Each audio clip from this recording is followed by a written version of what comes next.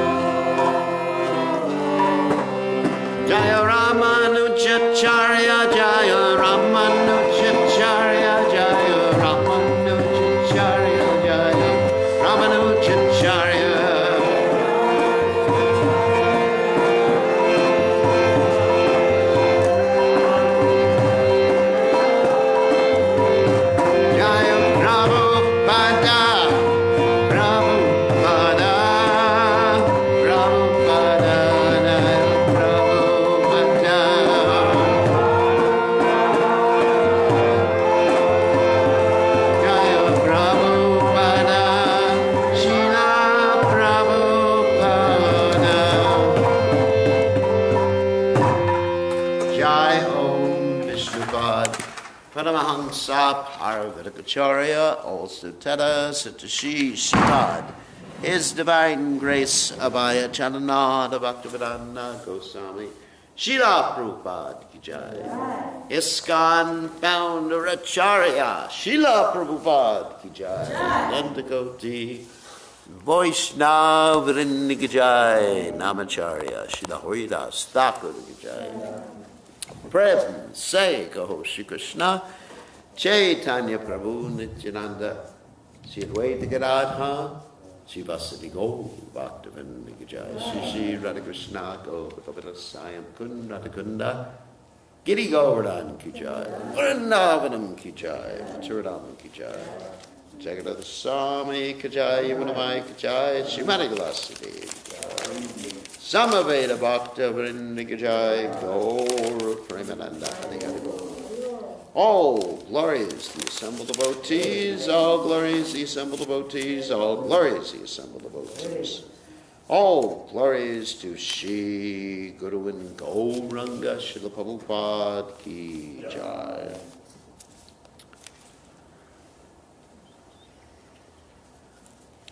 Read the translation.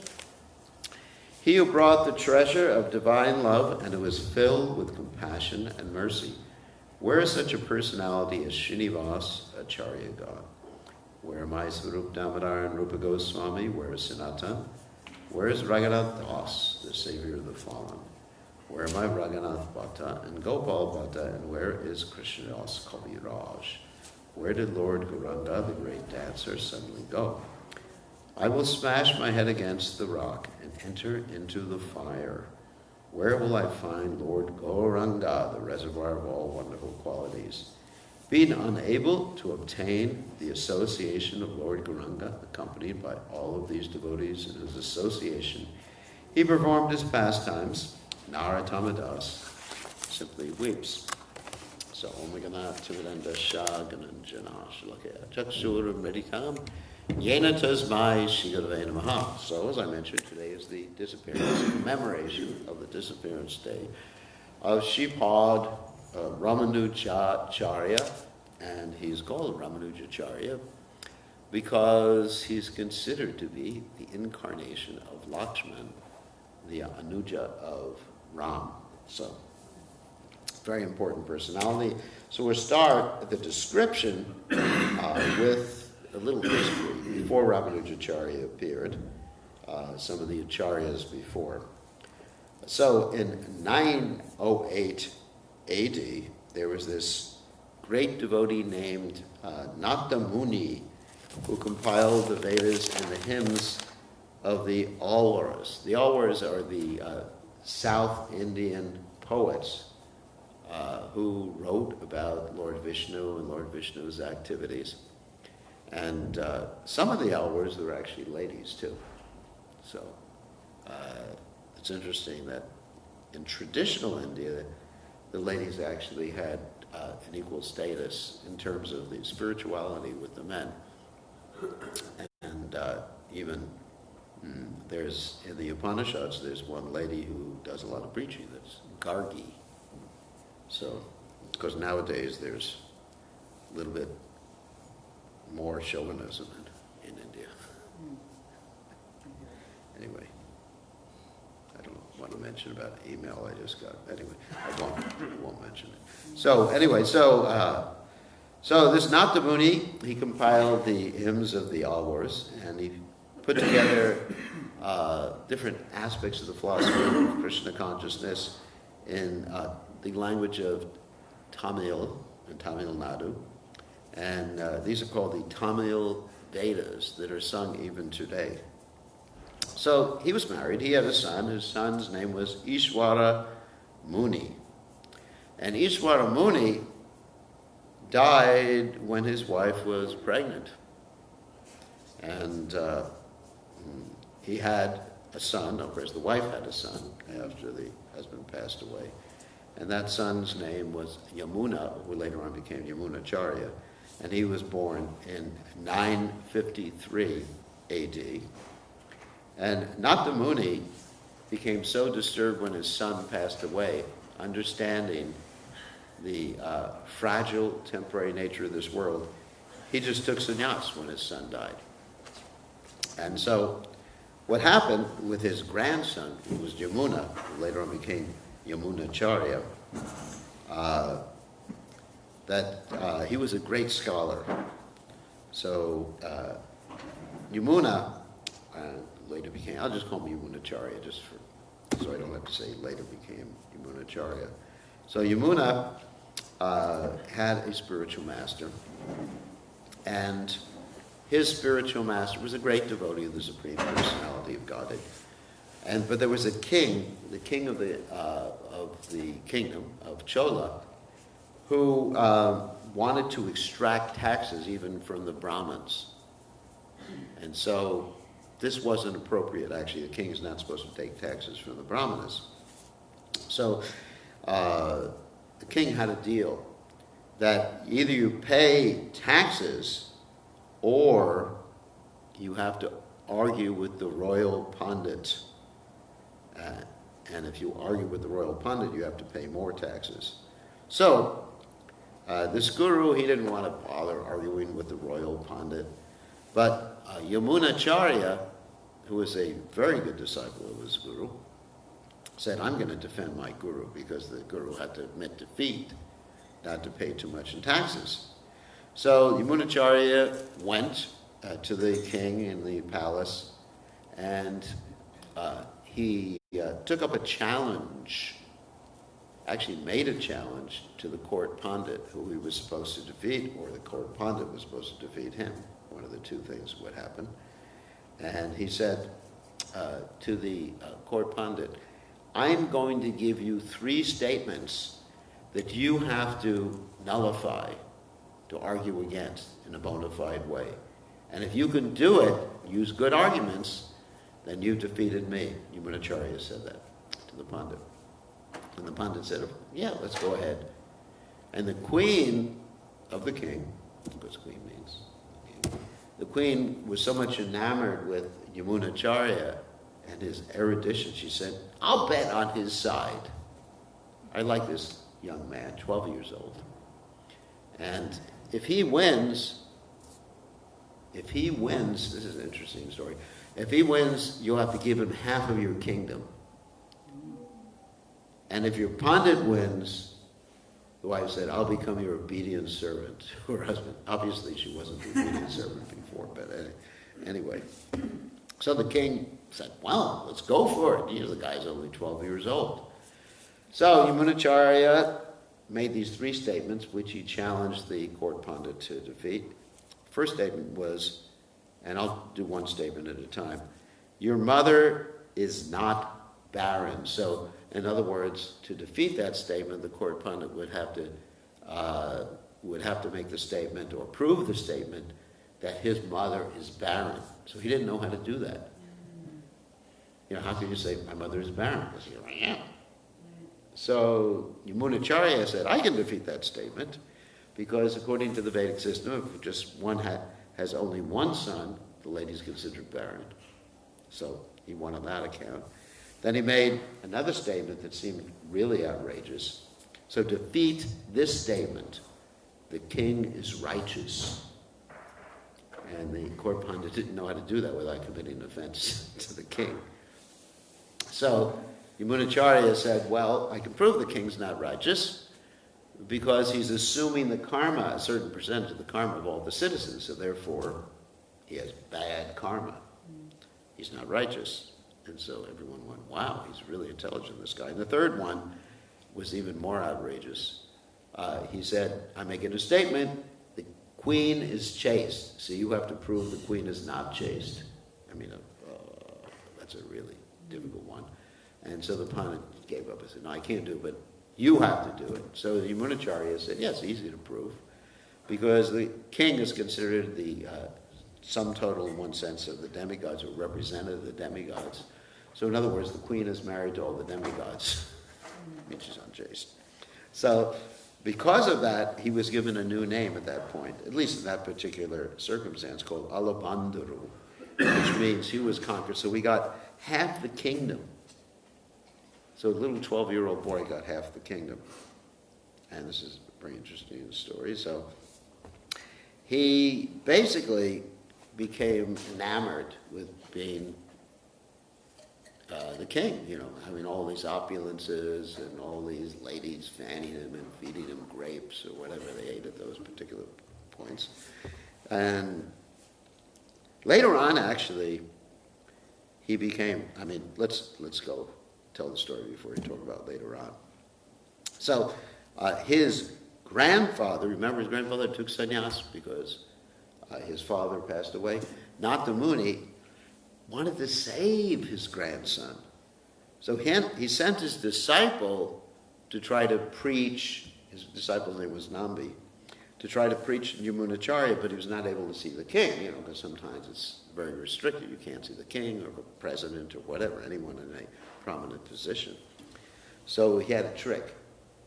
What he did is he presented the king's cook with this special spinach, like special green spinach. It's called tudu folai, greens. And the cook was cooking this for the king every day, and the king became attached to it. And one day he stopped doing it, stopped bringing it. This Nambi, he stopped doing it.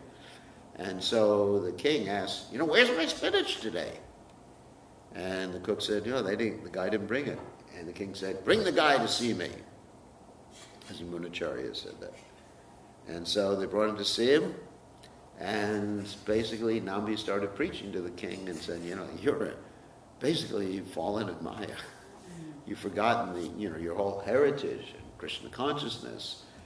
And then Yamunacharya, came back to him, and he basically left and took sannyas right from the king. And he became so renounced. There's this famous quote that I don't remember the Sanskrit. Maybe you know the Sanskrit.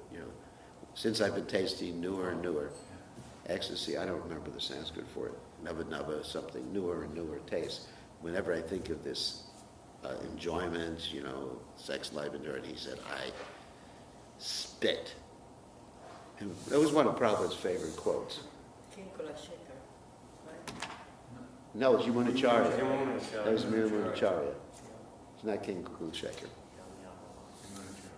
This is Yamunacharya's quote, famous quote from Yamunacharya. And one time Prabhupada was doing it. And sometimes Prabhupada would pronounce spit like spite. Spit, spite. And then one time Prabhupada did it, and he actually spat like that. The devotee was there with him. I wasn't there at that time, but the devotee told me that story. Interesting. So he became so renounced that he just didn't have it. Of course, it's called ghastliness, basically, disgust. So, anyway, so then what happened is that Yamunacharya had his chief follower, his name was Shaila Purna, Sri Shaila Purna, and he had two sisters. One was Bhudevi, who became the mother of Ram. And this Bhudevi, another name for her was Kantimati. She married Ramanujacharya's father, who was known as Keshavacharya. And it was a place near Madras. It's called Sri Perum Mudir, right near Madras, which is also near Kanchi in South India, in Tamil Nadu. So then in 1017, Ramanujacharya, as I mentioned before, he wasn't called Ramanujacharya at his birth, but he's known Ramanuja, appeared, and he was named Lakshman as the brother of Ram. And so as he grew up, he did get married. He got married at 16. And he moved right after his father died.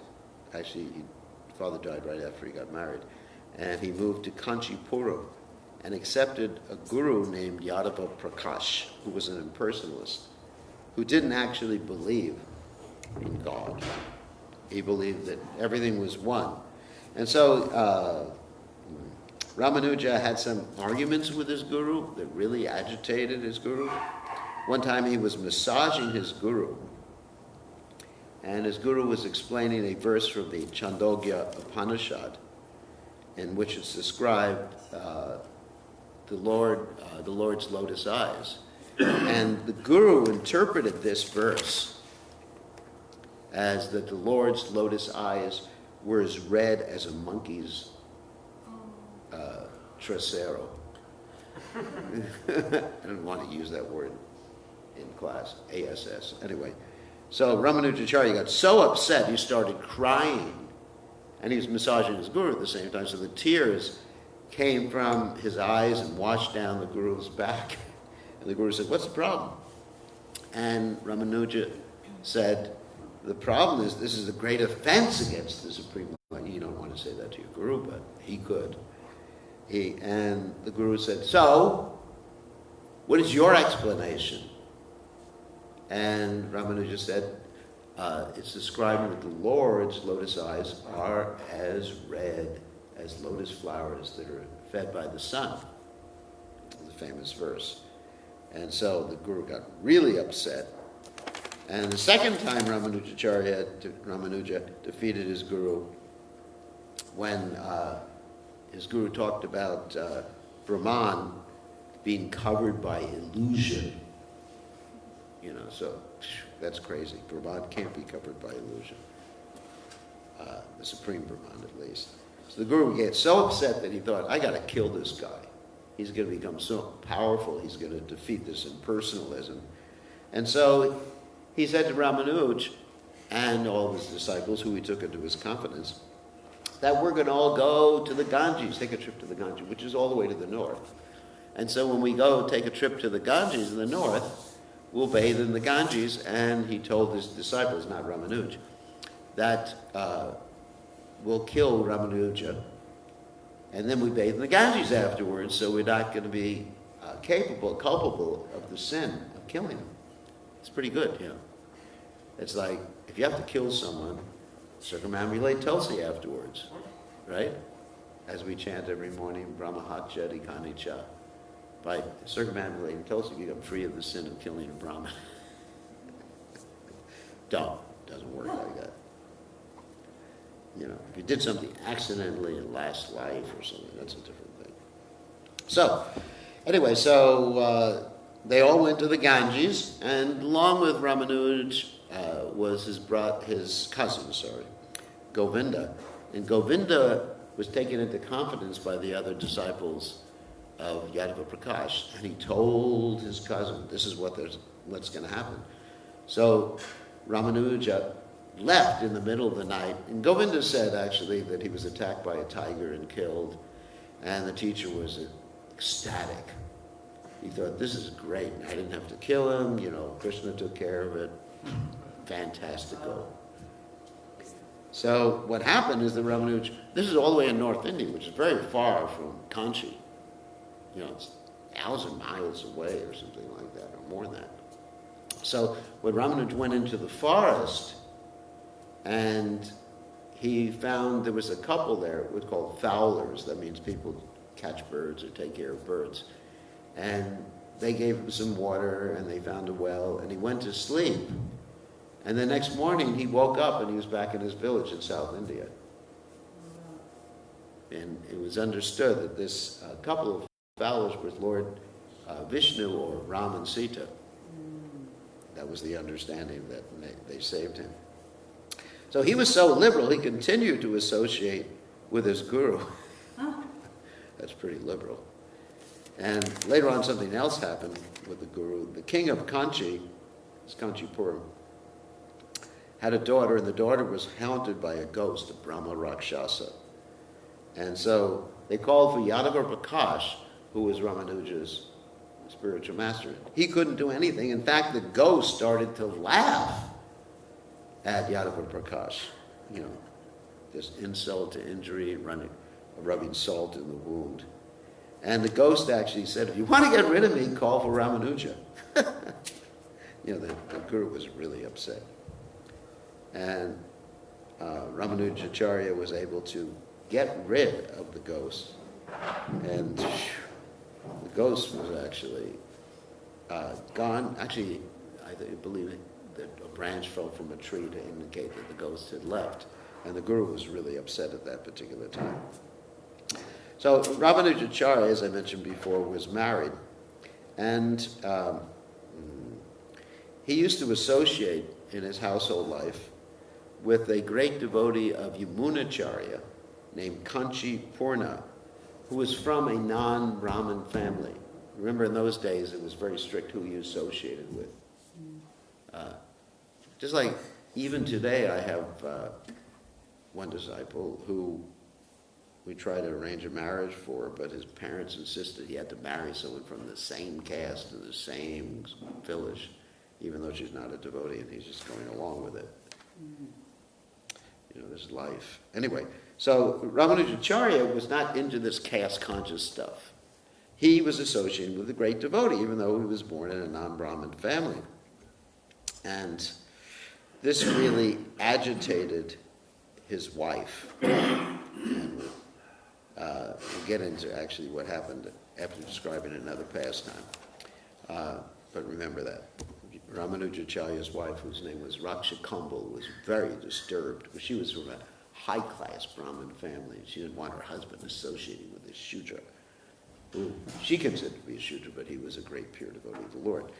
So, in the meantime, Yamunacharya was getting ready to pass away from this world, and he called for Ramanuja, knowing that Ramanuja was going to be his the next Acharya in the disciplic succession. But Ramanuja got to see Yamunacharya too late, right after Yamunacharya had passed away. Yamunacharya was in Sri Rangam, which is further south than Kanchi. It's actually quite a distance from Kanchi to Kanchipuram to Sri Rangam. So, but as soon as Ramanujacharya got to Sri Rangam, he saw the body of Yamunacharya that was being prepared. And Yamunacharya had like 3 fingers clenched in his hand like this. And he asked the disciples of Yamunacharya, why does he have 3 fingers clenched? And they said, I don't know. And Ramanujacharya guessed. He said, one reason is that he had not been able to spread Krishna consciousness to the people in general, just to the Brahmins. And so at that point, one of the fingers opened up. The next one was he wasn't able to complete a Vedanta commentary, and the next one opened up. And then the third one was he wasn't able to name one of his disciples after Parashara Muni, and that all his fingers were opened up at that point. So it was understood at that point that basically he was going to be the next Acharya in the disciplic succession. But he didn't take that position right then. So he returns to Kanchipuram, completely disinterested in this world, thinking, how can I get out of this world? Meantime, he invites his Siksha Guru, Kanchipurna, for dinner. Remember, Kanchipurna is from a non-Brahmin family, and Ramanuja's wife does not like that. So Kanchipurna came early to dinner when Ramanuja was not there. The wife of Ramanuja fed him, but threw away the remnants and fed them to Shudras or to dogs or something like that. And when Ramanuja came back, he asked his wife, where are the remnants? And she said, I just fed them to some low-class people or dogs or whatever. Ramanuja got very angry. But that wasn't enough to cause him to leave. The next thing did cause him to leave. Kanchipurna's wife was drawing water from a well at the same time as Ramanuja's wife was drawing water. And some of the water from Kanchipurna's wife's bucket fell into Ramanuja's wife's bucket, and Ramanuja's wife just dumped the whole thing. It's all contaminated to the fell from your bucket. So Kanchipurna's wife went back to Kanchipurna, started crying. Kanchipurna, he just left. He took his wife and they just left the situation. This is too much. And Ramanuja became determined to leave home, and the way he took sannyasa is very interesting. He wrote a letter. He wrote a letter to his wife, sort of forging forging her mother's or her father's signature, the forgery. And he had a Brahmin deliver it saying that there's a marriage in your home village, Ramanuja's wife's home village. So please come immediately to help us with the marriage. Because whenever there's a marriage, everybody gets together. It's a traditional Indian thing. And so Ramanuja comes home and made believe he didn't know anything about it. And he said, what's happening, dear? And she said, I just got this message that I have to go to the village of my parents. And Ramanuja said, yeah, you go and I'll follow you sometime shortly after that. So in the same time, not same time, but immediately after she left, he took sannyas. That's a trick. Prabhupada also said that Prabhupada said it was like a transcendental trick that he did too. Anyway, then he became known as Yati Raj after that point. I mean, he still kept the name Ramanujacharya. Yati Raj means the king of the sannyasis. Yati means sannyasi, Raj means king. So then he started to initiate disciples. His first disciple was his cousin Dasarati. Second disciple was named Quresh, who had a photographic memory. And Quresh, his second disciple, preached to Ramanuja's previous spiritual master, Yadava Prakash. And Yadava Prakash got bewildered because he had a perfect memory and memorized all the Vedas. Yadava Prakash really got confused. He said, this may be true. Maybe I should surrender to Ramanujacharya. Maybe I should surrender to my disciple, even though I tried to kill him previously. And he had a dream in which he was impelled to do that. And also his mother told him, you better surrender to that disciple. So mothers know best. And then he had a discussion with Ramanuja, and he was defeated in argument, and he became initiated, and his name was Govinda G.R., and he became a great writer and acharya in that disciplic succession too. So Ramanujacharya then left Kanchipuram, where he was married. He wasn't married anymore. And he went to Srirangam and studied under another devotee, a disciple of Yamunacharya named Mahapurna. And Mahapurna sent him to this other disciple, Yamunacharya, to learn a mantra, a special mantra. And this other disciple's name was Goshtipurna. And he begged many times to get this mantra, and he was refused. But finally, Goshtipurna said, I'll give you this mantra, but you cannot reveal it to anyone else, because if anyone else hears it, they get liberated. It's a secret mantra. And so he recited the mantra in the ear of Ramanujacharya. The mantra was Om Namo Narayanaya, for the secret mantra. And Ramanujacharya, as soon as he got the mantra, he went up to the tallest building in the whole city and broadcast the mantra to everybody. And then his guru, Goshtipurna, came and he just was so upset. Don't you understand you're going to hell? And Ramanujacharya said, I'm willing to go to hell to liberate others. And his guru at that point just bowed down to Ramanujacharya and said, you were actually the guru because you understood properly. So then he began to go to different temples and regulate deity worship. He went to Jagannath Puri, and Lord Jagannath didn't like to be regulated. Because he wanted, the worship, at least at that time in Jagannath Puri, was on the platform of Rag. Raganuga Bhakti, not Vaidhi Bhakti. And so Lord Jagannath got so upset with him because he was trying to regulate the deity worship there, that he threw Ramanujacharya away to Kurmakshetra. Kurmakshetra is, we showed that slide the other Sunday. And that's where Kurma, the tortoise incarnation of the Lord, is worshipped. We've been there several times. And Ramanujacharya got there, he thought it was a Shiva temple, but then he was informed it was a temple of Kurma, the tortoise incarnation of the Lord, and he became very happy. Then after that he wrote the Sri Bhashya, which is a commentary on the Vedanta Sutras, because every Vaishnava tradition or even the impersonal traditions have to write a commentary on the Vedanta Sutras. And then he got in trouble with the king of Chola, who was a Shiva worshiper. He wanted everyone to worship Shiva, and he wanted to convert Ram.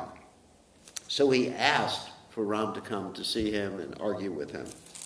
So what happened at that particular juncture, Quraysh understood that this was a trick and that this king had intended to kill or hurt Ram.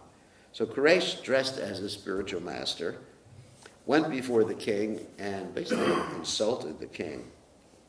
And the king put his eyes out. He just they put some whatever they did, they poked his eyes out. He was blinded. And this king later on became known as Krimikanta because worm throat. He died a few days later. The king died a few days later from an infection in his throat. So Quraysh went before his spiritual master Ramanuja, and Ramanuja asked what had happened and told Quraysh that you should go before the deity of Raja in Kanchi, and he'll give you back his sight. So he went before the deity, and instead of asking for his sight back, he asked that the king would be forgiven. That's a Vaishnava. That's pretty interesting. Then Ramanujacharya said, did you get your sight back? And Quraysh said, I didn't ask for it. And Ramanuja said, don't you understand? You're my servant, and your two eyes belong to me. Go back and ask for your eyes back. So he went back to the deity, Raja in Kanchi, and he fainted, and he opened his eyes afterwards, and he was able to see. Amazing. Ram defeated many Jains in argumentation, who committed suicide, as we mentioned yesterday, the story of Madhvacharya. And there's an interesting story about a disciple named Dhanurdas. Dhanurdas was actually fanning his girlfriend and holding an umbrella over her head. And Ramanuja, I'm just going to tell the story real quickly because we don't have a lot of time. And then he asked Dhanurdas, why are you just doing this with your girlfriend? It looks so silly. He's walking backwards. And he said, because her eyes are beautiful. And then Ramanujacharya said, if I can show you someone with more beautiful eyes, will you go to see them? And he took this Dhanurdas to see the deity. And as soon as Dhanurdas saw Ranganath, Lord Ranganath is in Sri Rangam, then he immediately became entranced with the deity. He said, yes, the deity has much more beautiful eyes than my girlfriend. Then Ramanujacharya told him to marry his girlfriend. They got married. And he was a very advanced devotee. So advanced that he was more advanced than the sannyasis who were followers of Ramanujacharya, because the sannyasis, one time Ramanujacharya played a trick on them. He switched their clothes at night while they were sleeping, and they woke up and they started fighting each other over the clothes. And then he showed the sannyasis, because he had one of his disciples take Dhanurdas's wife's jewels off of half of her body, and she wasn't upset. In fact, Ramanujacharya chastised his wife for not giving all the jewels to the devotees. Not Ramanujacharya, so Dhanurdas chastised his wife. So he actually proved that they were more advanced than the sannyasis. And Lord Jagannath later on, we've still got 4 more minutes, Lord Jagannath sent him to Navadvip. This is the Navadvip Dham Mahatma. And he saw Lord Chaitanya, and Lord Chaitanya told him only to preach Dasarash, servitude. And later on, he told Ramanujacharya that he would appear later, and Ramanujacharya would appear later with him. And of course, that meant Lord Nityananda, Ananda. So, when it got time for his disappearance, he told his disciples it was time to leave, for him to leave. And they begged him again and again and again, don't leave this world. So he said, all right, you got 3 more days. I'm going to give you your final instructions. And here's the final instructions that Ramanujacharya gave his disciples. 1, always serve the Vaishnavas. 2, have faith in the Vedas and devotees. 3, you should work on conquering lust, anger, and greed. And 4, always worship Narayan. Very important instructions. So, Then he placed his head on Govinda, that was his disciple, of course, his cousin. He placed his head on Govinda's lap, and he left this world like that. This was at Srirangam. And actually, before that, I didn't tell this story. Before that, he said you can worship this deity of him. So they made a deity of him. And there's some stories, at least in the biographies, that he breathed on the deity and just like installed his own deity at that time. And that deity is there in Srirangam, right next to where Ramanujacharya's body is. Ramanujacharya's body has been preserved, like wrapped, and he's sitting there with his danda, and the deity is right in front of him, behind. I forget whether it's in front or behind. In front, yeah, it's in front. So the deity, it's a smaller deity, is right in front of Ramanujacharya, and you see the actual form of Ramanujacharya still there, preserved in Srirangam. It's an amazing place. So he passed away in 1137. That means he lived for 120 years and taught Vishishta as we mentioned before, which means qualified non-dualness, which is pretty much the same as a Chinchapeta Veda Tattva, which means oneness in diversity. Chinchapeta Veda Tattva, one and different, simultaneously, inconceivably. And so that's all we have time for today. Any quick 10-second questions? Yeah, that liberation, if somebody or anybody, that's the thing, if anybody can have access to liberation, tell the whole world. I like what's his name had done, get on top of the roof and just blast it off every... Yeah, so that's what we should do. Yeah. We should get on top of the internet and blast, because that's where the world is now. Yeah, that's so bad. The world is on the internet. So we get on top of the internet and blast the Hare Krishna Maha Mantra. Gauranga. You know, they won't chant Hare Krishna, they can chant Gauranga.